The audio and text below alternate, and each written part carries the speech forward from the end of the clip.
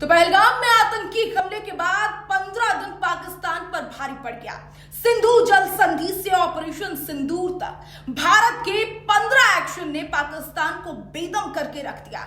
जल संधि टूटने से जहां पाकिस्तान में पानी का संकट हो गया, तो वही ऑपरेशन सिंदूर के जरिए सर्जिकल स्ट्राइक कर भारत ने उसकी औकात दिखा दी है।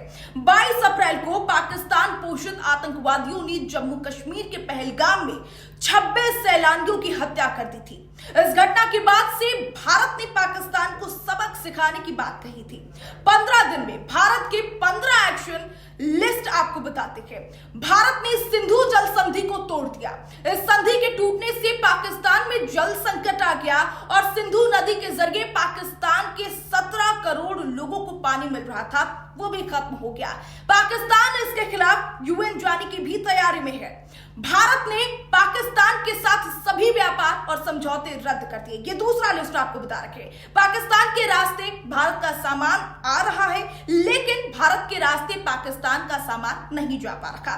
इससे पाकिस्तान को करोड़ों का नुकसान हुआ है। जी हाँ, तीसरा, भारत ने चेनाब नदी का पानी भी रोक दिया। इस कदम से भी पाकिस्तान में हड़कंप मचा हुआ है। पाकिस्तान की नदी और नाले सूखे हुए हैं। पाकिस्तान ने भारत के इस कदम को वाटर अटैक बताया है और हम लोग इसे नाम देते हैं वाटर स्ट्राइक। भारत ने पहलगाम के बाद पाकिस्तान को अलग थलग करने के लिए कूटनीतिक तरीका अपनाया और यही वजह है कि पाकिस्तान को अब तक किसी भी बड़े देशों का खुलकर समर्थन नहीं मिल पाया।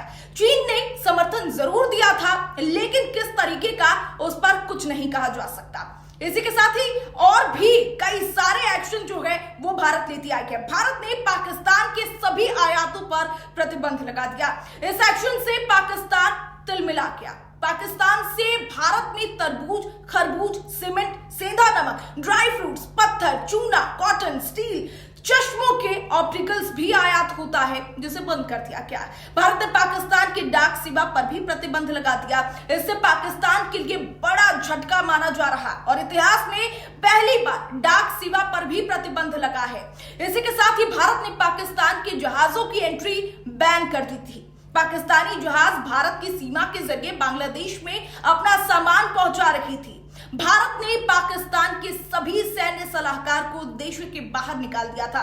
कहा था भारत ने कि आप सभी अपने देश जाएंगे। भारत के इस कदम से दोनों देशों के तनाव को कम करना मुश्किल हो गया था और ये उसी वक्त कह दिया गया था कि स्ट्राइक तो होगा। भारत ने पाकिस्तान में झीलम नदी का भी पानी छोड़ दिया।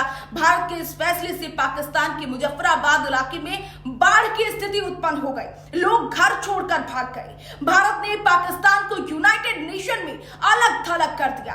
5 मई को यूएन की बैठक में पाकिस्तान को समर्थन नहीं मिल पाया, साफ समर्थन नहीं मिला। उल्टे सुरक्षा परिषद के दूसरे सदस्यों ने उस पर सवाल उठा दिया। जी हाँ, पाकिस्तान पर सवाल उठाए गए। पाकिस्तान को पहली बार मुस्लिम देशों का भी समर्थन नहीं मिला। पाकिस्तान प्रायोजित आतंकी हमला अब पहलगाम में हुआ, तो उस वक्त भारत के प्रधानमंत्री सऊदी अरब में थे।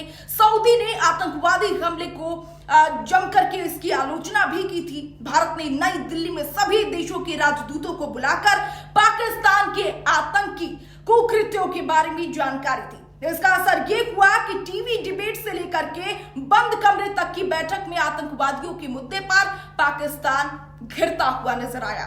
भारत ने पाकिस्तान को 14 दिनों तक डरा कर रखा, जिसकी वजह से उसके मार्केट की स्थिति और भी ज्यादा खस्ता हो गई। तनाव की वजह से कराची स्टॉक एक्सचेंज का शेयर बाजार भी लगातार गिरता हुआ नजर आया। पाकिस्तान इससे बेदम हो गया। 14 आपको बताते चले कि 14 अटैक भारत की तरफ से। भारत ने पाकिस्तान बॉर्डर पर स्थित सलाल और बघलियार बांध को भी बंद कर दिया। इस बांध से पाकिस्तान को पानी मिलता था, जिसका उपयोग पीने और बिजली बनाने के लिए किया जाता था। जी हाँ, 15वां, भारत ने पाकिस्तान पर ऑपरेशन सिंदूर के तहत सर्जिकल स्ट्राइक किया और इस स्ट्राइक में 300 से ज्यादा आतंकवादी मारे जा चुके हैं। तो एक के बाद एक भारत की तरफ से ये एक्शन पाकिस्तानियों के खिलाफ लिया गया और इसका नाम दिया गया है ऑपरेशन सिंदूर। यानी कि आप लोगों ने आतंकी हमारे देश में आकर के हमारे सैलानियों से, हमारे लोगों से धर्म पूछ करके उनकी हत्या की गई, तो अब भारत ने भी धर्म बताकर बदला लिया है।